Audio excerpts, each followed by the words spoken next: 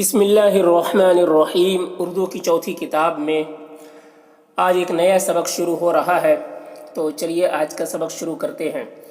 دیکھیے نمبر 5، حضرت ام حبیبہ رضی اللہ عنہا سے حضور صلی اللہ علیہ وسلم کا نکاح۔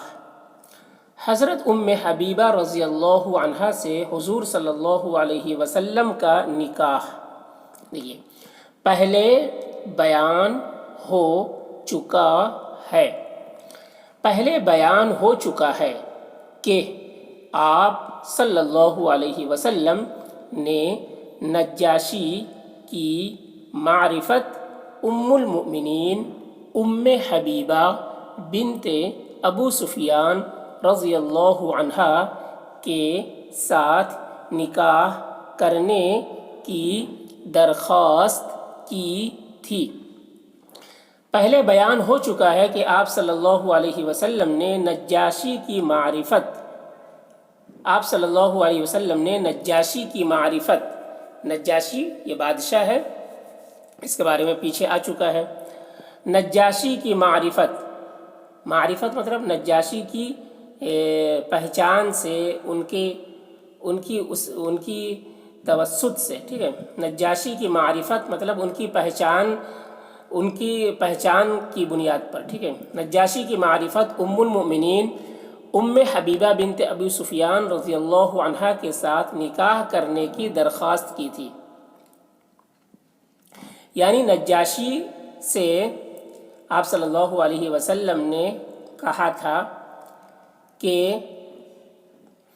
وہ ام حبیبہ رضی اللہ عنہا سے نکاح کرنا چاہتے ہیں، نکاح کرنے کی درخواست کی تھی، ٹھیک ہے۔ یعنی اپیل کی تھی، درخواست کی تھی۔ ان کا خاوند، دیکھیے آپ صلی اللہ علیہ وسلم نے نجاشی کی معرفت ام المؤمنین ام حبیبہ بنت ابو سفیان رضی اللہ عنہا کے ساتھ نکاح کرنے کی درخواست کی تھی۔ ان کا خاوند آپ کا پھوپھی زاد بھائی عبداللہ بن جحش رضی اللہ عنہ حبشہ میں مر گیا تھا۔ ان کا خاوند، کن کا خاوند؟ ام حبیبہ کا۔ ان کا خاوند آپ صلی اللہ علیہ وسلم کا پھوپھی زاد بھائی، ٹھیک ہے۔ ان کا خاوند جو تھا وہ آپ صلی اللہ علیہ وسلم کا پھوپھی زاد بھائی تھا، نام تھا کیا؟ عبداللہ بن جحش۔ تو یہ حبشہ میں مر گیا تھا، ٹھیک ہے۔ حبشہ جگہ کا نام ہے، حبشہ جہاں کا بادشاہ تھا نجاشی۔ تو ان کا خاوند آپ صلی اللہ علیہ وسلم کا پھوپھی زاد بھائی عبداللہ بن جحش رضی اللہ عنہ حبشہ میں مر گیا تھا،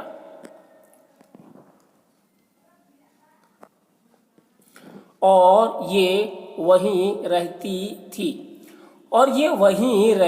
تھیں، ٹھیک ہے۔ ام حبیبہ، نجاشی نے آپ صلی اللہ علیہ وسلم کی نکاح کی درخواست کا ام المؤمنین ام حبیبہ رضی اللہ عنہا سے فیصلہ کر کے ان کو اس مہاجر جماعت کے ساتھ 2 کشتیوں میں مدینے روانہ کر دیا۔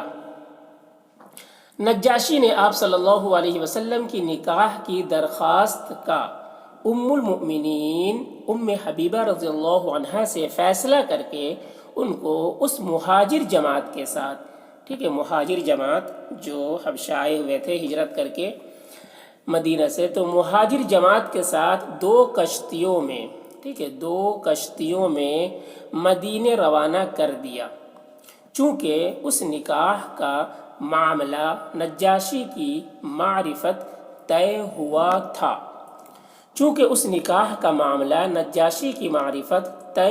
تھا، اس لیے روانگی کے وقت اس نے آپ صلی اللہ علیہ وسلم کو ہدیے اور تحفے بھی بہت سے دیے۔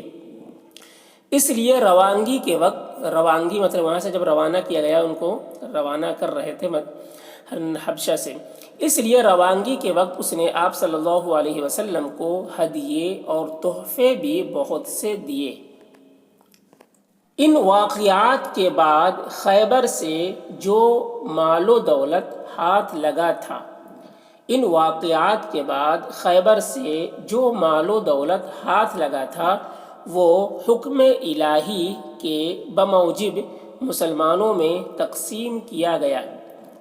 وہ حکم الہی کے بموجب یعنی اللہ کا حکم کے بموجب یعنی حکم الہی کی وجہ سے مسلمانوں میں تقسیم کیا گیا اور اس میں سے مہاجرین حبشہ کو بھی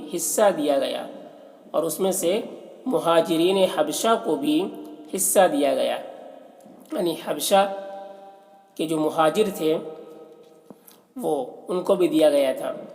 اس غزوے کے متعلق گو اور بہت سے واقعات بھی ہیں۔ اس غزوے کے متعلق گو مطلب اگرچہ اور بہت سے واقعات بھی ہیں، مگر ان میں سے صرف چار باتیں ایسی ہیں جن کا جاننا طالب علموں کے لیے ضروری ہے، اس لیے وہ مختصر طور پر ذیل میں بیان کی جاتی ہے۔